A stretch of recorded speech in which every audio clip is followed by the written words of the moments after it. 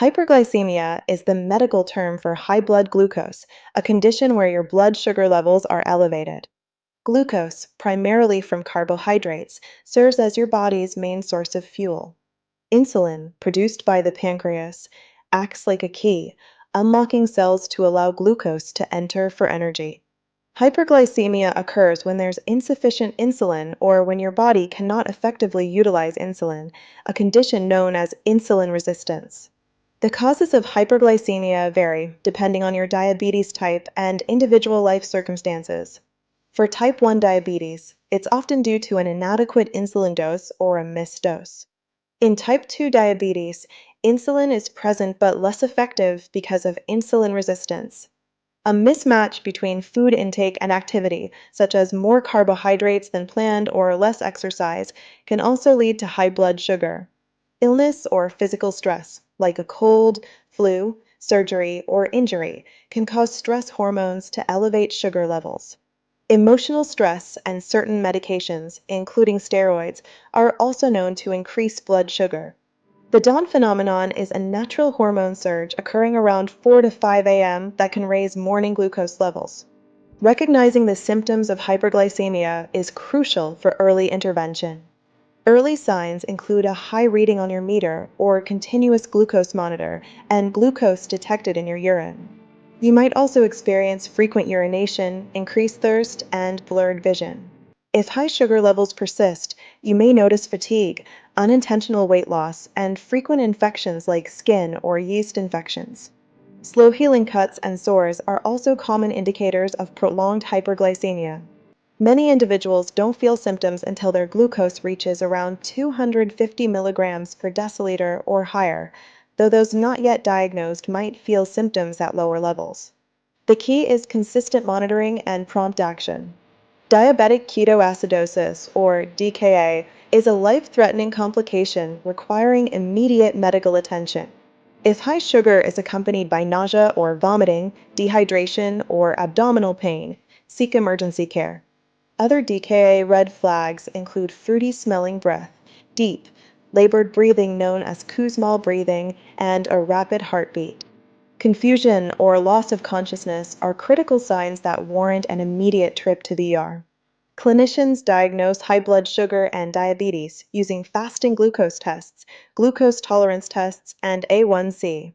At home, regularly use your blood glucose meter or continuous glucose monitor. If a CGM alert doesn't align with how you feel, always confirm the reading with a finger stick. When you see a high reading, follow a clear sequence of actions. First, confirm the number. If using a CGM, verify with a finger stick if the reading seems off. Next, hydrate with water, as dehydration can worsen high blood sugar. Consider the potential cause: food, activity, illness, stress, timing, or medications. Follow your prescribed correction plan. If you use insulin, apply your correction factor as advised by your clinician. Exercise only if it's safe.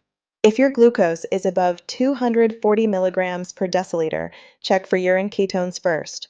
If ketones are present, do not exercise, as it can further elevate sugar and increase DKA risk. If no ketones are present, light to moderate movement may help. Recheck your levels in 30 to 60 minutes. In the short term, reduce fast-acting carbohydrates until your blood sugar is back within target range. Adhere to your meal plan and collaborate with a dietitian to minimize spikes. If you're on oral medications for type 2 diabetes, take them precisely as prescribed, as timing is crucial. For insulin users, your provider may adjust the dose or timing based on patterns, not just a single high reading.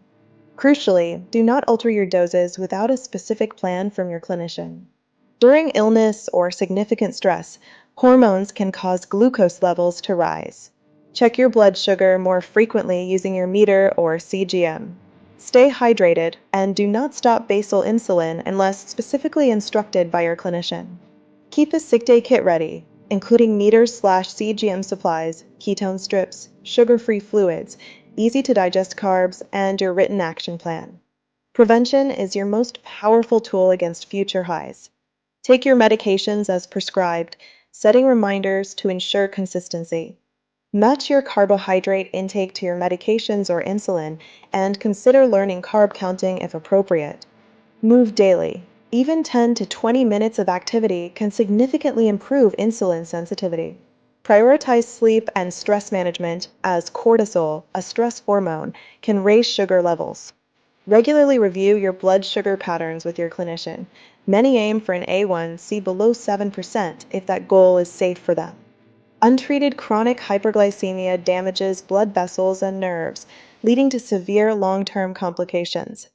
These can include retinopathy, nephropathy, neuropathy, gastroparesis, heart disease, and stroke. Recognizing and treating high blood sugar early dramatically improves long-term outcomes and overall health. Here's a quick 60-second daily self-check routine to help manage your hyperglycemia. First, check your blood sugar number or glance at your CGM. Ask yourself, were there any triggers today, such as specific foods, stress, illness, medications, or less movement? Hydrate by drinking a full glass of water right now. Plan your next step, a light walk, adjusting meal timing, or applying a correction dose, all per your clinician's guidance. Finally, set a quick reminder to recheck your blood sugar in 30 to 60 minutes. Remember, if you're ever in doubt about your symptoms, seek urgent care immediately.